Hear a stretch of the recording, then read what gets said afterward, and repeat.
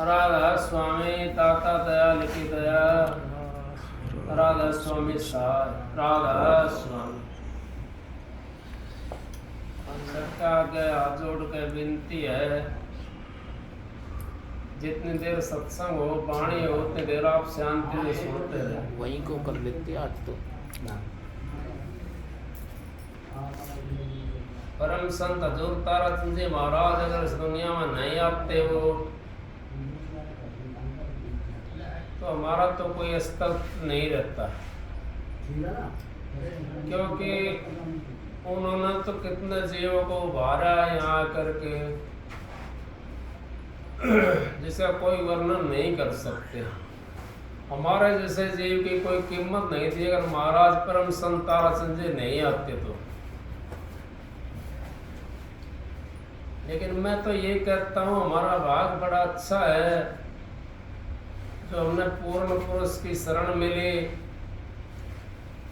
परम संत हजूर ताराचंद जी महाराज पूर्ण पुरुष इस धरा पर आए।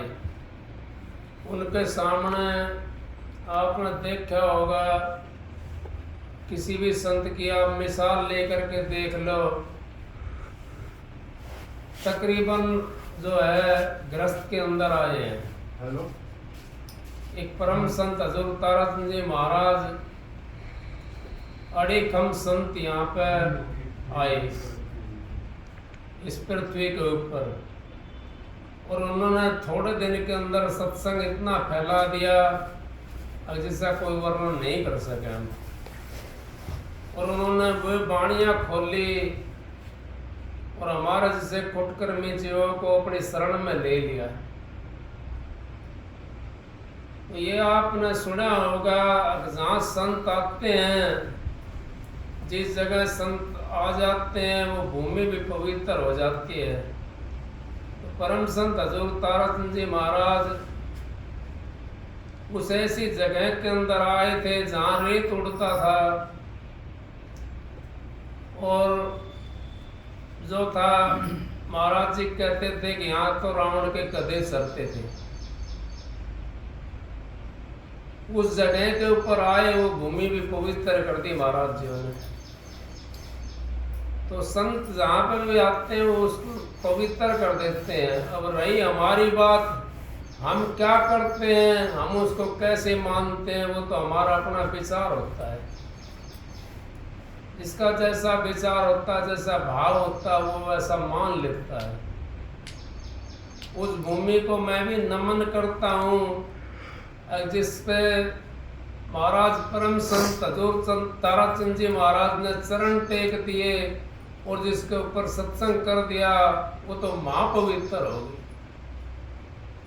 तो आपने सुना होगा कि जहाँ संत चरण 68 की धारा जहाँ टिके वहाँ हो निस्तारा। अब संत के चरण जहाँ टिक जाते हैं वो 68 की धार वहाँ पे आ जाती है और वो निस्तार हो जाता है वहाँ पे। अब सत्संग तो सब करते हैं, सत्संग तो कोई कर नहीं सकता। ये तो मालिक की मौज से सत्संग होता है, सतगुरु की दया से सत्संग होता है।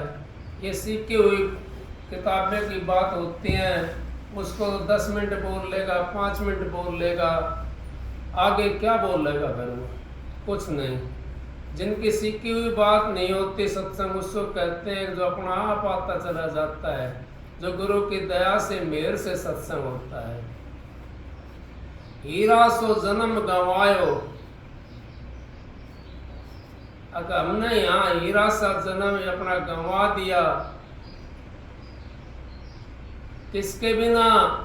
उस सतगुरु के नाम के बिना, उस सतगुरु का सुमरण के बिना, उस सतगुरु के भजन के बिना। हमने तो वो जन्म में ऐसा गंवा दिया। हीरा जन्म कौन सा है? हीरा जन्म ये मनुष्य चोला है, इससे उत्तम चोला कोई नहीं है। ये हीरे की उपाधि दी है इस मनुष्य चोले के लिए।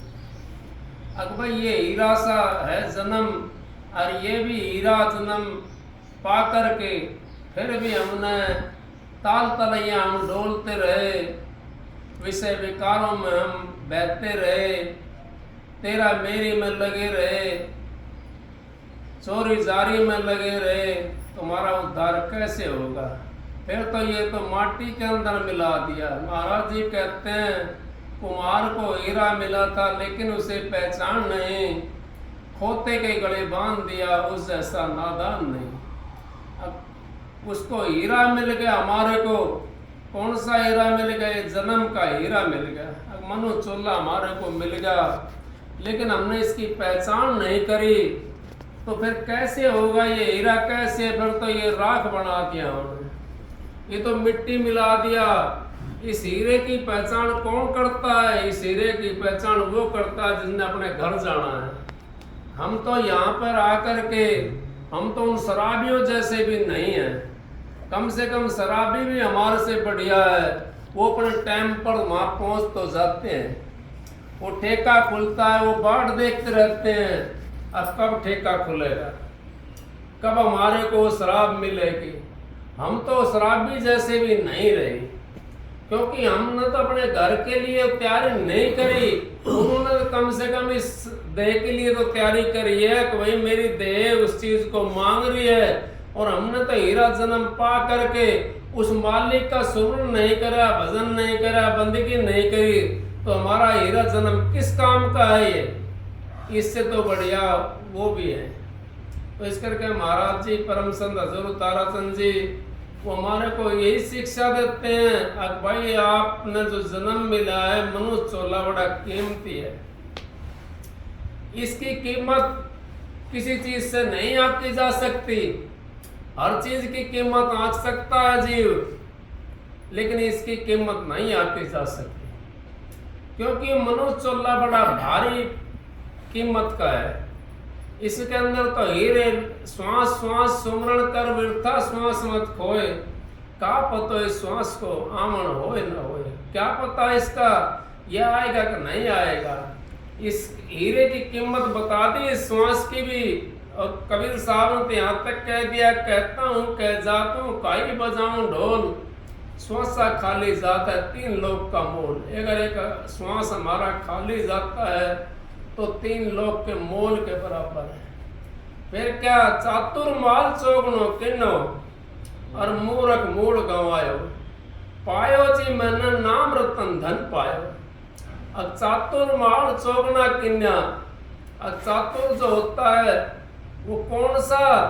नाम रतन धन पायो।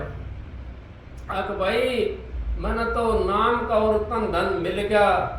चातुर जो होता है जीव, वो अपने माल को चौगुना करके ले जाता है, और मूर्ख होता है वो अपने श्वास को भी गंवा कर चला जाता है। वो माल को तो कैसे करेगा चौगुना, लेकिन अपनी पूंजी को भी खत्म कर देता है। चातुर माल चौगुना किन्ना, मूर्ख मूड गवायो, पायो जी मैंने नाम रतन धन पायो। अब वो नाम का रतन धन हमने मिल गया, वो हीरा सा जन्म हमारे को मिल गया, फिर कौन सी चीज की कसर रह गई? किसी चीज की कसर नहीं रही। अगर भूखे को 2 रोटी मिल गई तो उसका तो पेट भरेगा, उन्हें किस चीज की जरूरत रहेगी? फिर तो अगर हम भूख मिटा करके फिर उसके ऊपर और कुछ खाते हैं और कुछ खाते हैं, तो फिर तो स्वाद हो जाता है। वो हमारी भूख तो उस नाम से मिटेगी, उस परमात्मा के नाम से मिटेगी। चाहे आप यहाँ कलाकंद खा लो, चाहे मोर सर्पी कुछ भी करो आप, उनसे भी हमारी भूख नहीं मिटेगी, उनसे भी हमारी आकांक्षा बढ़ती चली जाती है। मोर सर्पी हमारे को मिल गई तो आज इतनी मिली, इतनी में काम नहीं चलता, और होनी चाहिए। आपने देखा होगा कितनी वर्ल्ड वार हो रही है, किस चीज के ऊपर हो रही है? उनकी भूख नहीं मिट रही है। भूख मिट जाती तो अपनी अपनी चीज में शांति करते हो, वो शांति नहीं रही उनके पास में। शांति कब आती है? शांति मालिक के नाम से मिलती है। जो मालिक के नाम पर चल पड़ता है उसको शांति मिलनी शुरू हो जाती है, और उस शांति के अंदर वो अपना सारा जीवन व्यतीत कर देता है। शांति के लिए हम कहाँ से कहाँ तक डोलते हैं, भागे भागे डोलते हैं। हमारा क्या चाहिए? शांति चाहिए। उसके लिए हम भागे भागे डोलते हैं, अगर भाई चलें और भाई शांति प्राप्त करें। शांति कहीं नहीं है, शांति तो आपके पास में है, अपने पास में। हमारे महाराज जी कहते हैं अब घर के अंदर धन दबा पड़ा है, लेकिन हम तो दूसरे की गोज को देखते हैं, यहाँ कितना निकलेगा। हमारा खजाना तो हमने उगाड़ कर देखा नहीं। हमारा खजाना कौन सा? वो राम नाम का खजाना हमारे पास में दबा पड़ा है।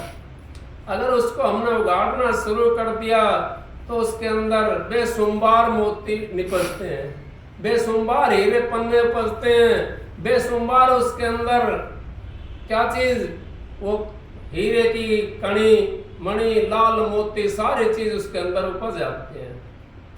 उसी कोई कीमत नहीं होती, वो चीज उसके अंदर निकली आती है। वो 16 रत्न 14 रत्न जो होते हैं, जो समंदर में था वो उसमें समंदर में कौन सा समंदर था? वो ये मनुष्य का चोला ही था।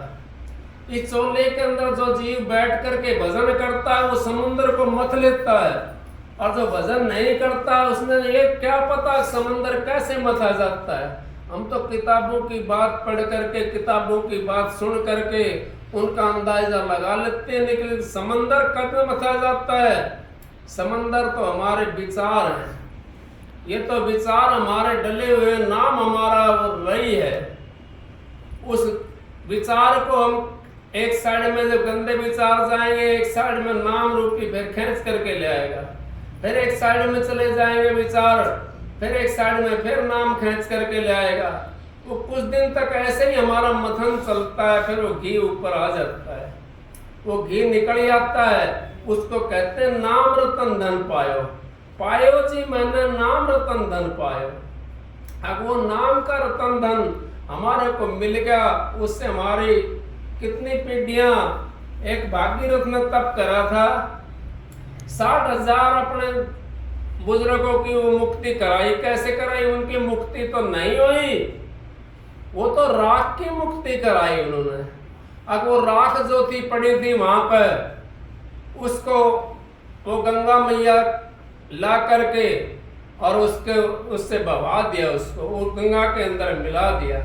उसको आप मुक्ति कहो, वो मुक्ति नहीं है। लेकिन मुक्ति तो कैसे होती है?